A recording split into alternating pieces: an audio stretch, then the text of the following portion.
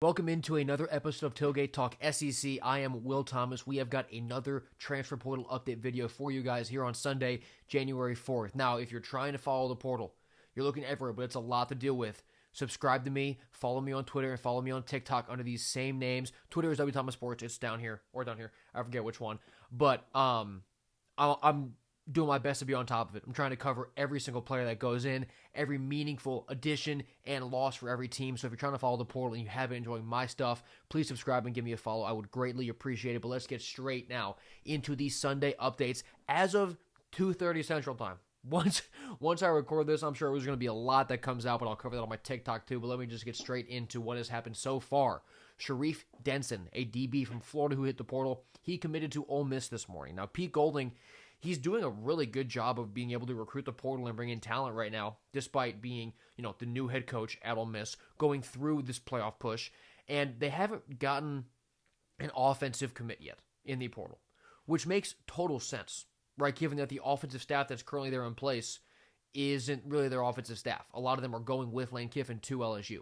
But Golding is still, he's not, letting that get him down. He's still pushing to his strength. He's getting a bunch of talented defenders. And Denson was very productive in his time in Gainesville. He was on bad Florida teams. That doesn't mean that he was a bad player. I thought Sharif Denson was a really, really good DB. He's violent. He was physical. So Sharif Denson is a good pickup for Pete Golding and Ole Miss. Next, I want to talk about Colton Joseph. He is the Old Dominion quarterback who hit the portal. I was really high on this guy the second he went in the portal. He's an incredible do-it-throat athlete. You saw him play really well in their first game on the road at Indiana. Against that defense, he played pretty well. He committed to Wisconsin.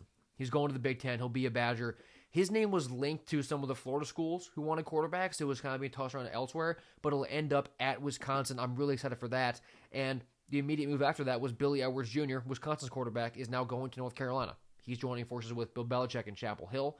So you're seeing those quarterback dominoes kind of start to fall. And as we see those with the bigger names later on, like a Sam Levitt, a Brendan Sorsby, a DJ Lagway, this one will get out of control. But yeah, so Colton Joseph from Old Dominion to Wisconsin, and then Billy Edwards from Wisconsin to North Carolina. Moving on to one of the best players in the portal, Jayden Woods, the edge rusher from Florida. He's really narrowed his list down to 5 schools. It's Texas, Oregon, Texas A&M, Missouri, and Ohio State. Those 5 schools are all in the mix, and a return to Florida is still technically possible. As more time passes, I think it's less and less likely because he was supposed to meet with Florida. I think it was actually early this upcoming week, so that might still be on the docket, but I think it's a little far-fetched right now to believe that Florida can retain him with how much he's going to cost and the attention he's going to command from these other big schools. If I had to pick right now, I'd say Jayden Woods ends up at Texas, but these are a lot of big-time programs who are also vying for him. Danny Scudero and Cam Perry, they both committed to Colorado as receivers. Danny Scudero had the most receiving yards in the country this year from San Jose State, and Cam Perry was one of the most explosive receivers in the country at Miami of Ohio. Both of these guys, when they hit the portal, I was incredibly excited to see where they went, the attention they commanded, who wanted them. Then individually when they both went to Colorado, I was a little let down because I kind of wanted them to go to programs that had, a passing game I could really trust, a much better, more consistent offense. But both of them being in Boulder together with, in theory, at least a talented quarterback that Deion's going to have up there, that could be really exciting. I think Scudero and Cam Perry, both at receiver, is a great mix. So I'm excited to see what they can both do in Colorado together. And then a little later this afternoon, what's been happening? Alonza Barnett III, JMU's quarterback who led them to the playoff, he committed to UCF. He's not sticking around for the Billy Napier era at JMU, and he's instead going to Orlando. And UCF is really trying to build themselves back up. Right, they had, the good run when Scott Frost, his first tenure there. Now they've kind of been falling off. They haven't been competitive in the Big 12 yet. Barnett's the kind of playmaker that could turn them around a bit year one. Right, they could be a bit more of a threat in conference with Barnett under center. Marquise Johnson, a receiver from Missouri, he is transferring in conference to Mississippi State. Johnson had over 1,000 yards and 6 touchdowns over his time in Como. And, it doesn't shock me seeing these SEC transfers go to other SEC schools. Just because there's so much familiarity. Really, I should have been more broad, but like any conference, sticking in that conference because you have familiarity with the coaches. Sometimes the players are guys that you grew up with and you were recruited with. So it doesn't shock me seeing in-conference, transfers. And that's also true with Nick Marsh from Michigan State, their elite receiver. He's committed to Indiana. The Hoosiers get a big-time guy at receiver in Nick Marsh. He's incredibly talented. right? He was stuck at Michigan State this past year, not a very good offensive situation. So he really was, he didn't get as much national attention as a guy of his caliber should be getting. At Indiana next year, we'll see who their quarterback does end up being, like someone in the portal. But it's hard to not just blindly trust that Indiana's going to have their ducks in order, right? Because even now, they don't have the big 4 and 5 star guys. They don't have a 5-star. They only have 7 4-stars, and it works. So I don't even really care who they get at quarterback as long as they have 2 arms, 2 legs, and a brain. They should be able to get the ball to Nick Marsh very effectively for the Hoosiers next season.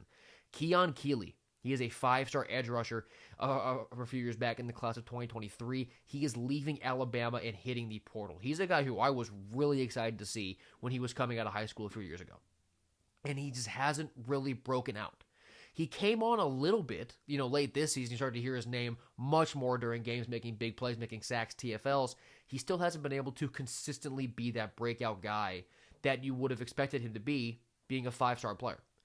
But, new environment. We'll see where he ends up. We'll see where the buzz is in the next few days here. Keeley's a guy with the athletic profile that he has. He can be dominant. He can be an absolute beast if he's in the right situation and he's developed properly. Makhi Hughes, an Oregon running back who has over 3,000 yards and 24 touchdowns through his college career, committed to Houston. I kind of thought that when Makhi Hughes hit the portal, it'd be a bit longer of a process. This was less than 24 hours for Houston in the portal. Because I thought you'd have all these big schools after him. He's incredibly productive. I thought he'd have, visits for 10 days, then make his choice. He went to Houston fast. He went to Houston really fast. So that means that, he wants to be there. They obviously want him through the Cougars. And Makhi Hughes, in the Big 12 at Houston, he should run wild. I think he's going to be an incredible player next season, one of the best playmakers in the Big 12, looking forward to the 2026 year. So even though it's a smaller school, he's not like a big-name program like I thought he could end up at, I think Houston's a good move for him because he'll be able to absolutely dominate those defenses and likely set himself up to be a great NFL draft pick next year. And then finally, for this batch of updates, Trey Brown, the receiver from Old Dominion, he has visits scheduled to LSU and Ohio State.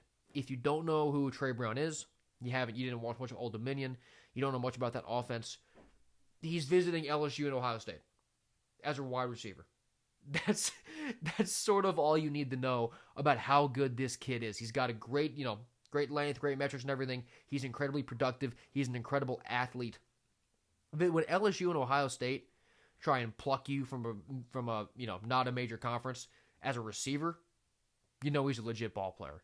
So both the Tigers and the Buckeyes will be going all in on Trey Brown, and I'm excited to see him at one of those stops next season. There we go. There is your longer form Sunday video for the transfer portal updates here. I'll be doing one of these every day, and on YouTube Shorts and on TikTok, I'm posting 3 to 4 shorts every single day with just quick hitting updates on 5 or so guys. So if you want to follow the transfer portal and you want all the coverage, give me a shot. Subscribe, follow, like. I'm doing everything that I can to be on top of this portal. It is a crazy time. I am trying to make it as simple and as clear as possible. I have been Will Thomas, and thank you so much for watching this video.